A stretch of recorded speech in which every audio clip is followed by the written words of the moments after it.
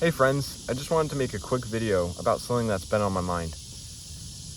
It's about a commandment that we've been commanded to do in the scriptures. But I think from what I've experienced, this principle has been either overlooked or misunderstood. And that is the subject of having love. I'm not talking about the superficial love that we hear nowadays, but I'm talking about true, genuine agape love. The love of Christ, the love that God has had toward us. Before I get into anything, will you read along with me 1 Corinthians 13? And it's really short, but I pray that as I read these things that we may consider all these things that Paul is telling us, because it convicted me as I read this. I was reading it this morning, and I just read it with new eyes. I've read it several times, but this time it popped out at me, and I thought it was worth making a video about. Paul says, "Though I speak with the tongues of men and of angels and have not charity, I am become as sounding brass or a tinkling cymbal. And though I have the gift of prophecy and understand all mysteries and all knowledge, and though I have all faith so that I could remove mountains and have not charity, I am nothing. And though I bestow all my goods to feed the poor, and though I give my body to be burned, and have not charity, it profiteth me nothing." So here Paul is telling us, he's saying, I can have faith to remove mountains. I can give all my goods to feed the poor. I can understand all knowledge and all mysteries. But if I don't have charity or love, the Book of Mormon tells us that charity is the pure love of Christ. In Moroni 7:47, I believe, he says, "Charity is the pure love of Christ, and it endureth forever." So here Paul is saying, if I have all these things, if I have faith to remove mountains, which is, that in itself is a massive thing right there. If I have not charity, I am nothing. I think it can become really easy for us to seek after knowledge and great mysteries and gifts. But do we realize that if we don't have charity, if we don't have the love of Christ in our hearts, it profits us nothing, and we are nothing. As I read the rest of these, let us consider every point that Paul is making right here, and look in ourselves and see if we need to be convicted about any of these. Charity suffereth long, and is kind. Charity envieth not.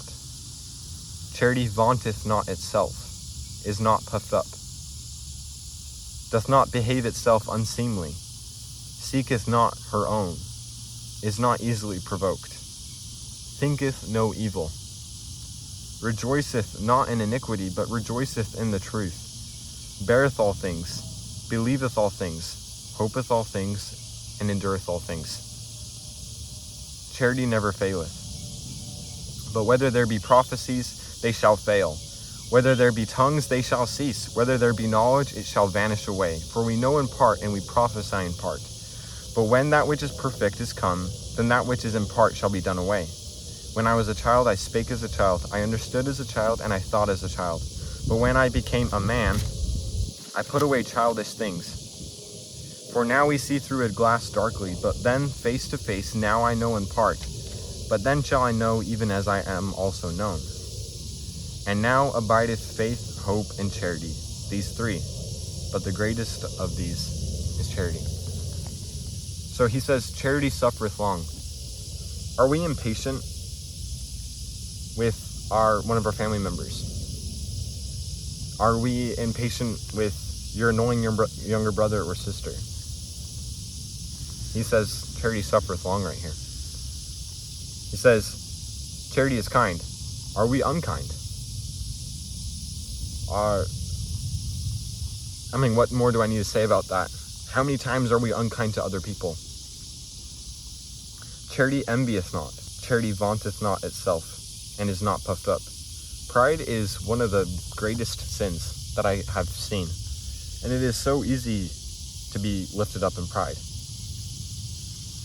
But he says charity is not puffed up. Charity doth not behave itself unseemly. It seeketh not her own. How many times are we selfish? Do we put ourselves before others? Do we seek after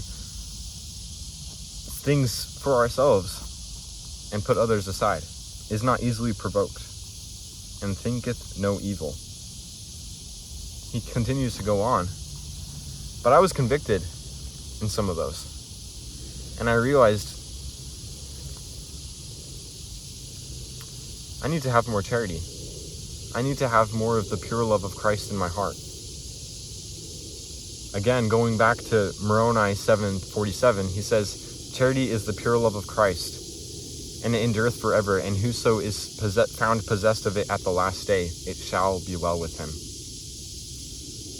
So, whoso is not possessed with it at the last day, is it safe to assume that it won't be well with him? I've just been thinking a lot about this principle of charity and love, and how important it is to be possessed of it, but yet how hard it is to truly have. Jesus said in Matthew 22, I believe, a man comes up to Jesus and he says, what is the greatest commandment? And Jesus tells him to love God with all your might, mind, and strength, and to love your fellow men. On this hang all the law and the prophets. So everything in Scripture hangs upon that one principle of loving God and loving our fellow men. Do we love God with all our heart, might, mind, and strength? And do we love our fellow men as ourselves? That is a very good question. And we may ask, well, how do I have love for other people? How can I do that?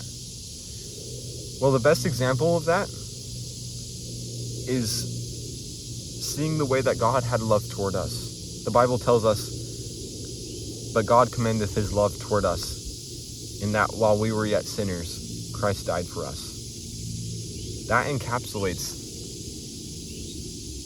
the whole message of love in the Bible. God loved us so much that while we were in our fallen and perverted state, he sent his blameless, sinless, spotless Son to die an excruciating death on that cross, so that we didn't have to pay the penalty of our sin. That is love right there.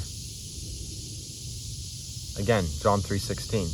God so loved the world that he gave his only begotten Son, that whosoever believeth in him shall not perish but have everlasting life. So that is the example that God has shown us. And now we are called to carry that out and go spread that love to our neighbor, to our friend, and even to our enemy. Because Jesus told us to love your enemies, bless them that persecute you, and do good to them which hate you and persecute you. I hope that we can learn to truly have love to God and to our fellow men, even if they are our enemy. Thanks for tuning in, and God bless you.